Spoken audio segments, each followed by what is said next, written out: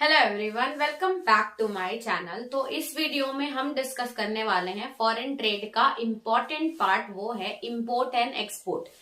अब तक हमने ये तो जान लिया कि फॉरेन ट्रेड का मतलब क्या होता है और इंपोर्ट और एक्सपोर्ट कितने इंपॉर्टेंट है। तो चलिए स्टार्ट करते हैं। आगे इस वीडियो में हम डिस्कस करेंगे इंपॉर्टेंस ऑफ इंपोर्ट और इंपॉर्टेंस ऑफ एक्सपोर्ट। ये स्टार्ट करने से पहले मैं आपको बता दूं कि इंपोर्ट का मतलब क्या होता है और एक्सपोर्ट का मतलब क्या होता है। हम पढ़ रहे हैं चैप्टर फॉरेन एक्सचेंज। ये किसी भी एग्जाम में आया, आप इसको आप आसानी से एक्सप्लेन कर सकते हैं। फॉरेन ट्रेड का मतलब होता है कि जब हम बाहर की कंट्रीज के साथ सामान का लेन देन करते हैं, इसको इंटरनेशनल ट्रेड भी बोला जाता है। फॉरेन ट्रेड में सामान के लेन देन को अलग वर्ड दिया जाता है। जैसे अगर अब हम कंट्री के अंदर सामान का लेन देन कर रहे हैं तो उसको परचेज एंड सेल बोलेंगे। लेकिन अगर आप एक कंट्री से दूसरी कंट्री में सामान को बेचते हो तो उसको एक्सपोर्ट बोला जाता है, और दूसरी कंट्री से सामान खरीदते हो तो उसको इंपोर्ट बोला जाता है। एग्जाम्पल के साथ समझते हैं कि जैसे इंडिया चाइना को सामान अगर सेल कर रहा है, इंडिया से चाइना में सामान बेचा जा रहा है तो उसको एक्सपोर्ट बोला जाएगा। और अगर चाइना से इंडिया में सामान खरीदा जा रहा है, परचेज किया जा रहा है, तो उसको इंपोर्ट बोला जाएगा। तो आई होप आपको इंपोर्ट और एक्सपोर्ट की मीनिंग एकदम क्लियर हो गई होगी। तो चलिए जानते हैं कि ये इंपॉर्टेंस ऑफ इंपोर्ट यानी कि सामान का इंपोर्ट का इंपॉर्टेंस क्या है और एक्सपोर्ट का इंपॉर्टेंस क्या है। काफी एग्जाम में पूछता है। यहाँ मैंने पॉइंट्स में एक्सप्लेन किया है, मैं एक्सप्लेन करूंगी, उसके बाद आप अपने हिसाब से उसके नोट्स बना सकते हैं। तो सबसे पहला दिया है इंपॉर्टेंस ऑफ इंपोर्ट।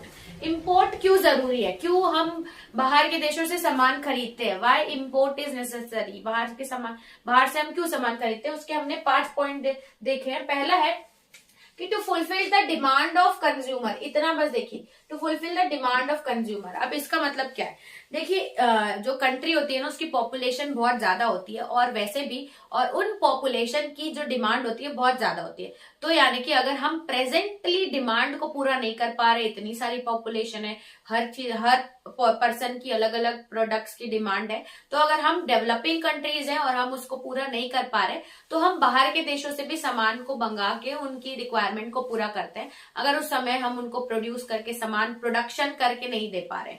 तो दैट मीन्स कस्टमर की डिमांड को पूरा करने के लिए हम बाहर से सामान मंगाते हैं। पहला रीजन है कि हम क्यों बाहर के देशों से सामान इंपोर्ट कराते हैं। दूसरा है optimum utilisation of existing capacity. Existing capacity का मतलब होता है अभी जो मेरे पास रिसोर्स है उसको मैं अच्छे से यूज कर पाऊं, इसलिए हम सामान को मंगाते हैं।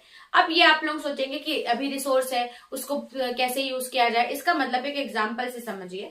फॉर एग्जाम्पल, अगर आपके पास मोबाइल है, ठीक है, आपकी कंट्री मोबाइल बनाने में या मोबाइल का जो स्ट्रक्चर होता है उसकी डिजाइन बनाने में आपकी जो ऑर्गेनाइजेशन है वो बहुत अच्छा बनाता है, लेकिन मोबाइल को चलाने के लिए बैटरीज की जरूरत होती है और हमारे पास बैटरीज बनाने की यूनिट नहीं है। तो इसका मतलब क्या, हम मोबाइल का जो स्ट्रक्चर है जिसमें हम अच्छे हैं वो भी बनाना बंद कर देंगे क्या? नहीं। यानी कि हमारी एग्जिस्टिंग कैपेसिटी क्या है कि हम मोबाइल का स्ट्रक्चर बहुत अच्छा बना लेते हैं, लेकिन जो हमारी कैपेसिटी में रुकावट डाल रहा है वो है बैटरी प्रोडक्शन। तो इसके कारण हम क्या करते हैं, बैटरीज को बाहर की कंट्रीज से मंगा लेते हैं, रॉ मटेरियल हम बाहर की कंट्रीज से मंगा लेते हैं और हम उस मोबाइल को पूरा तैयार करके बेचते हैं। यानी कि हम अपनी एग्जिस्टिंग कैपेसिटी को वेस्ट भी नहीं जाने दिया और बाहर के कंट्री से सामान बना के उसको यूज भी कर दिया। तो इसका मतलब ये है कि अगर हमारे पास कुछ चीजें हैं तो उसको कंप्लीट करने के लिए हम फॉरेन कंट्री से रॉ मटेरियल मंगाते हैं ताकि उसका बिजनेस कर पाए। तो ये बन जाता है हमारा ऑप्टिमम यूटिलाइजेशन ऑफ एग्जिस्टिंग। हम अच्छे से एग्जिस्टिंग कैपेसिटी को तो भाई अच्छे से यूज कर रहे हैं, तो थोड़ी बहुत जरूरत है हम बाहर से मंगा रहे हैं। फिर improvement of living standard. Living standard का मतलब होता है कि पहले अगर आप बहुत ही लो क्वालिटी प्रोडक्ट्स अगर आप यूज कर रहे थे, तो इसका मतलब है बाहर से सामान मंगा रहे हो तो लोग इंपोर्टेड गुड्स मंगाते हैं, लग्जूरियस फॉरेन गुड्स, ये सब बहुत ज्यादा क्रेज रहता है। तो ये एक काइंड ऑफ लिविंग स्टैंडर्ड, लोग जो जिस स्टैंडर्ड में रह रहे थे अब वो इंपोर्टेड प्रोडक्ट्स यूज कर रहे हैं तो उनका स्टैंडर्ड भी इंक्रीज होता है। और दूसरी बात ये कि अगर हम बाहर से सामान मंगा रहे हैं, और इसको हम इंपोर्ट से ऐसे भी कनेक्ट कर सकते हैं कि बाहर से सामान मंगा रहे हैं, इंडस्ट्रीज रन कर रही है, तो उसके कारण लोगों की इनकम जनरेट हो रही है, तो लोगों का स्टैंडर्ड बढ़ रहा है। तो आप एम्प्लॉयमेंट के टर्म्स में भी कनेक्ट कर सकते हो, या इसको बाहर के इंपोर्टेड गुड्स जो लग्जूरियस आइटम है उसके टर्म्स में भी आप कनेक्ट कर सकते हो कि बाहर के गुड आ रहे हैं तो लोग उसको यूज कर रहे हैं तो इनका स्टैंडर्ड इंक्रीज हो रहा है, क्योंकि वो बाहर के देशों में इंडस्ट्रीज से बने हुए गुड्स को यूज करते हैं। ठीक है। फिर expansion of production capacity. Production capacity हमारी इंक्रीज होती है अगर हम बाहर से इंपोर्ट कराते हैं। अब सामान बाहर से आप मंगा रहे हो, फिर ताकि देखो होता क्या है कि आप पुराने जमाने की, आप पुरानी ओल्ड टेक्निक्स यूज कर रहे थे सामान बनाने के लिए। क्यों? क्योंकि आपके पास मशीन्स नहीं थी। तो यानी कि आपकी प्रोडक्शन कैपेसिटी क्या थी कि आप एक दिन में सिर्फ 50 यूनिट्स ही मैन्युफैक्चर कर पा रहे हो। क्यों? क्योंकि आपकी उसको बनाने की मशीन नहीं है।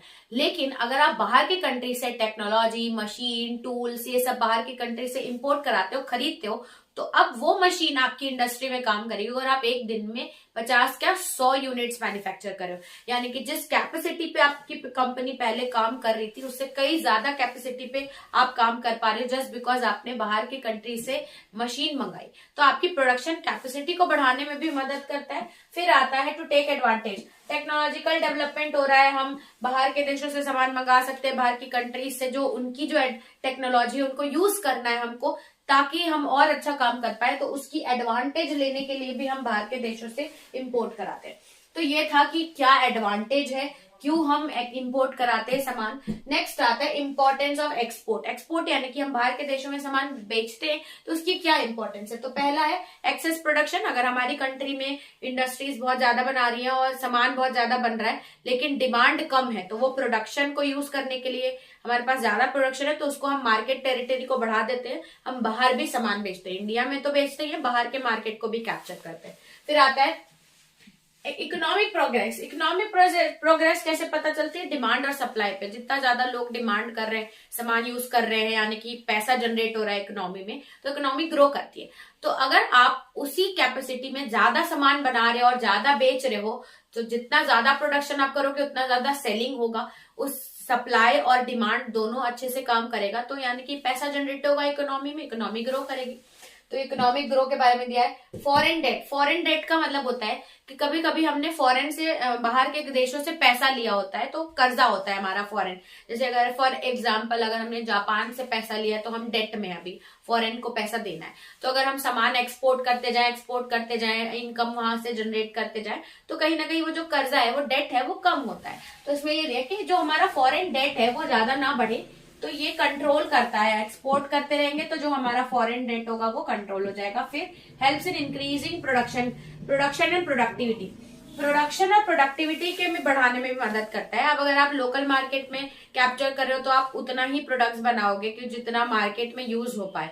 लेकिन अगर आपको पता है कि आपको बाहर भी, चाइना, जापान, अफगानिस्तान, यहाँ पर भी आपको सामान बनाना है, तो आप और ज्यादा प्रोड्यूस करोगे सामान को। तो प्रोडक्शन और प्रोडक्टिविटी बढ़ाने में भी एक्सपोर्ट मदद करता है, जस्ट बिकॉज हमको पता है कि हमारी मार्केट टेरिटरी बहुत बड़ी है।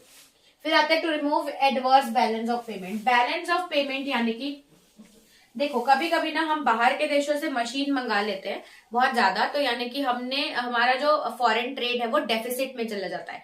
हमेशा इकोनॉमी में ये सोचा जाता है, हमारा बैलेंस ऑफ पेमेंट वैसे अलग से चैप्टर आएगा, लेकिन मैं आपको थोड़ा सा समझा देती हूँ।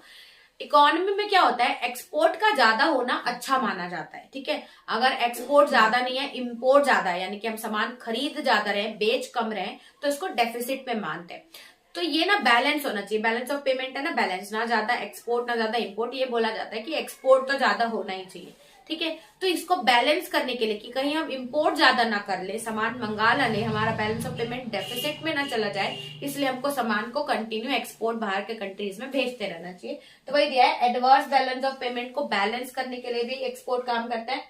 फिर डेवलपमेंट प्रोजेक्ट्स। डेवलपमेंटल प्रोजेक्ट्स यानी कि हम कंट्री ना, हमारी जो इंडिया है ना, वो प्रॉपर, जैसे कोई भी डेवलपिंग कंट्री वो ग्रो कर रही है, वो इंफ्रास्ट्रक्चर, रोड्स, रेलवे, ब्रिजेस, सारी चीजें को डेवलप करना चाहती है। अब जब तक हम लोग अच्छे से काम नहीं करेंगे, हमारी रिक्वायरमेंट नहीं बढ़ेगी इंडस्ट्रीज को। जैसे इंडस्ट्रीज एक्सेस में काम करें तो इनको इलेक्ट्रिसिटी, रोड, ब्रिजेस की बहुत ज्यादा जरूरत है, हमको डेवलप करना है। तो अगर हमको पता है कि हमको बाहर के देशों में सामान भेजना है, तो यानी कि हमको गवर्नमेंट को डेवलप करना पड़ेगा, वो रोड्स वहां के डेवलप करने पड़ेंगे, ब्रिजेस डेवलप करनी पड़ेगी। तो अगर काम ज्यादा से होगा, जितना ज्यादा काम होगा उतना ज्यादा नए नए चेंजेस और डेवलपमेंट हो गया। अगर हम सामान को ज्यादा सेल करेंगे, यानी कि हमारा काम बढ़ रहा है, तो इंडिया में डेवलपमेंट भी होगा उस काम को अच्छे से कंप्लीट करने के लिए। तो हमारे डेवलपमेंटल प्रोजेक्ट्स को इंक्रीज करने के लिए भी इम्पोर्ट जरूरी है, एक्सपोर्ट जरूरी है, सॉरी। तो आई होप आपको अच्छे से समझ में आ गया होगा कि एक कंट्री के लिए इम्पोर्ट की और एक्सपोर्ट की इंपॉर्टेंस क्या है, हम क्यों इम्पोर्ट एक्सपोर्ट करते हैं। तो इस वीडियो में इतना ही रखते हैं, चलते हैं नेक्स्ट वीडियो में, देखते हैं नेक्स्ट टॉपिक। तब तक के लिए थैंक्स फॉर वॉचिंग।